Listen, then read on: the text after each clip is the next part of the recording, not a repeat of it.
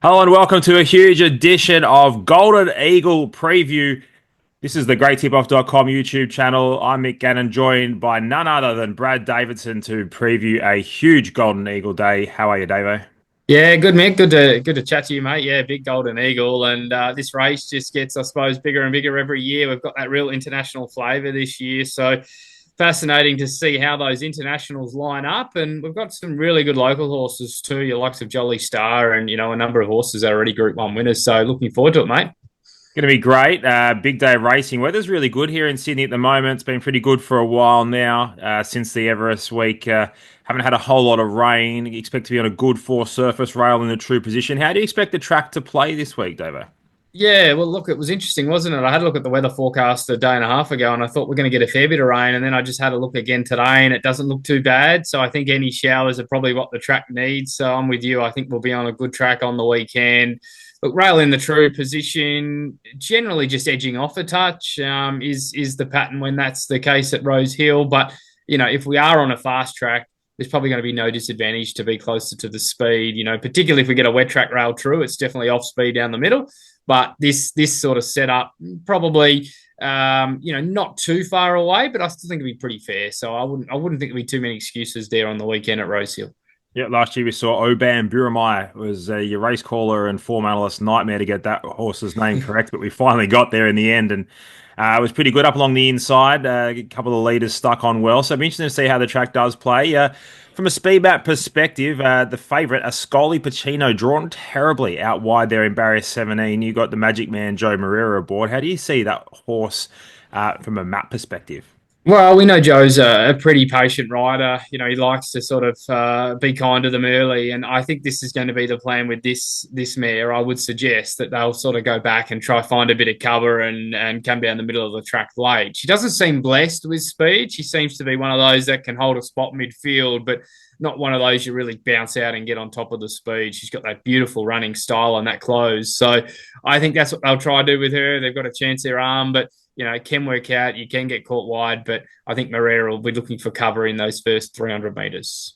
Of the other international runners, one that really stands out to me is Lazat, brings a huge rating last start figure into this race. I think this horse has a little bit of speed. Would you imagine that he'll sit on speed or close enough too?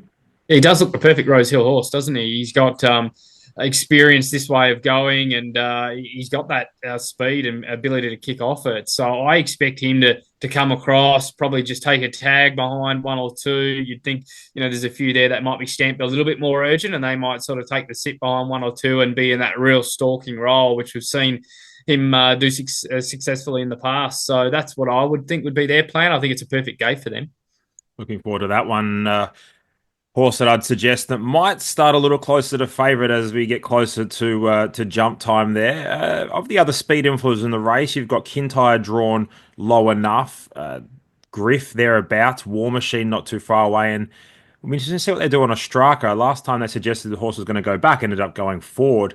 Do you see those four mentioned horses the other speed influencers in the race? Yeah, that was the exact four I had marked down, Mick. I thought War Machine was another one who could probably just posse up and put a little bit more pressure into the race. It doesn't look real fast, does it, on paper, the race? But, when you're racing for $10 million, there's an added pressure to that. And I think something will chance their arm. Maybe it's a horse like Kintyre. Like, he's really fit, but really one pace. So maybe his best go here is just to fly along and catch me if you can and use that real fitness base that he's got. So I wouldn't be surprised if they try something with him. As you said, Ostraka went forward the other day off a slow tempo and got the job done. So, they've got that sort of, I guess, chance to do that again here. But whether he leads again, we'll wait and see. But yeah, it doesn't look overly fast, but I think you'll still have a genuine tempo here with that big money up for grabs. Yeah, $10 million.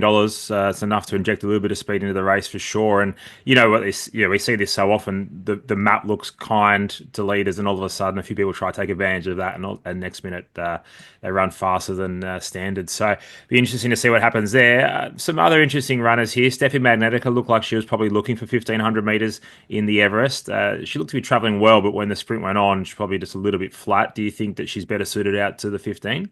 Yeah, she certainly is. There's no doubt about it. And it's got to be a good form, doesn't it? The Everest. And as you said, when the sprint went on, she couldn't go with the likes of Jolly Star there late, but she battled away well at the back. I think the extra trip's certainly going to suit her. And, her form at the start of the preparation was very, very good. And we know on her day that she's got that brilliant finish. So I think she's thereabouts. I've sort of, probably fourth pick at this stage for me with her.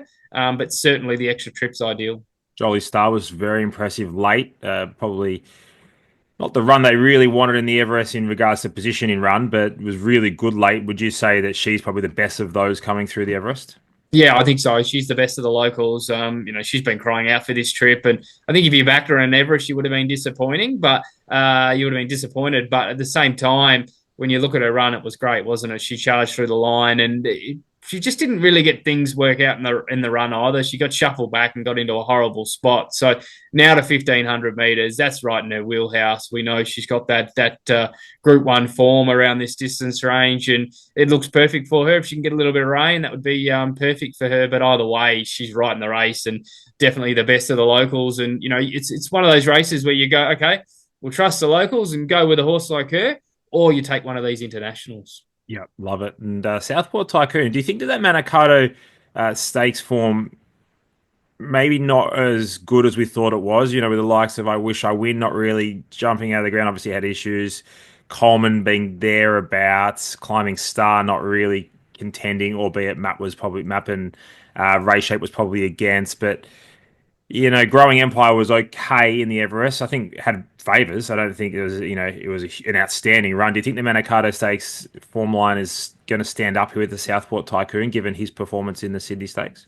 Yeah, it's a bit of a concern, isn't it? I think it's a concern with most of our big sprints at the moment. Like you even look at the Everest on the day, the Sydney Stakes, the Kosciuszko basically run the same time, and it's exactly the same with the Manikato. We had benchmark races on the day running faster, and yes, you could argue, yeah, they slowed down a little bit mid race in the Manikato, but it was nothing to suggest that they shouldn't have been running considerably faster time. And again with the Everest, so maybe it's saying at the moment that, those dominant Group One races that we're used to seeing really stand out. Maybe we don't have dominant sprinters at the moment. So, I'm not bringing them as forward as maybe other races, particularly the Manikato, because we've seen that where the Everest, we know that they're all being set for that big day. And sure, they didn't run a lot quicker time than the other races over the same distance on the day, but they haven't had the chance to come out of that race and frank that form where they have, as you said, with the Manikato, and it hasn't really stood up. So it's definitely a bit of a concern for me.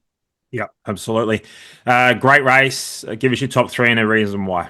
Yeah, look, I think I'm still flipping a coin between the two internationals, but I want to be with them here. I think, we saw Oban Buramai last year, and, the word out of Japan is that this horse, Ascoli Pacino, is better than Oban Buramai. And look, I love the way she moves, her work at Canterbury and her win over there at Group 3 level. She's just got this beautiful galloping action. So if she gets any luck at all, she's right in the finish. But I agree with you on Lazat. He's 6 from 6. He's a Group One winner at Deauville latest. The horse that ran third there's come out in the UK and beaten a length in a Group One and was beaten 3.5 behind Lazat. So I like the form lines there. I think they're pretty good, and I love what this horse can do. Get on speed and really kick off that. So I think a track like Rosehill is going to be ideal for him. So, at the prices they're at the moment, I'd probably be slightly leaning to Lazat over Ascoli Pacino, just through the barriers and where they're likely to map in the run. And then I think Jolly Star's your next pick and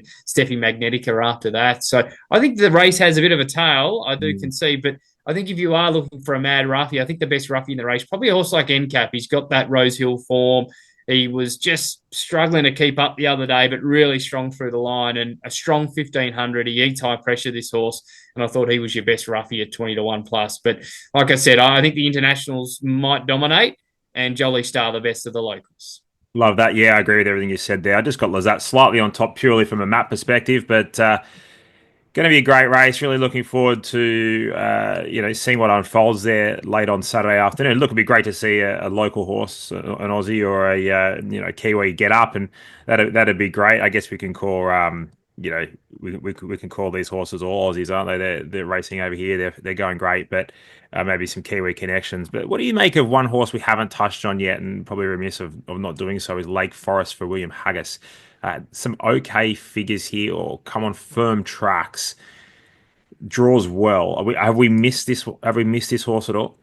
Potentially, yeah. I mean, it's hard, isn't it? Because it's all 1200 meter form. First up, straight to a high pressure 1500. But everything this horse has done has been charging through the line over those shorter trips to suggest the extra trip's going to be ideal here.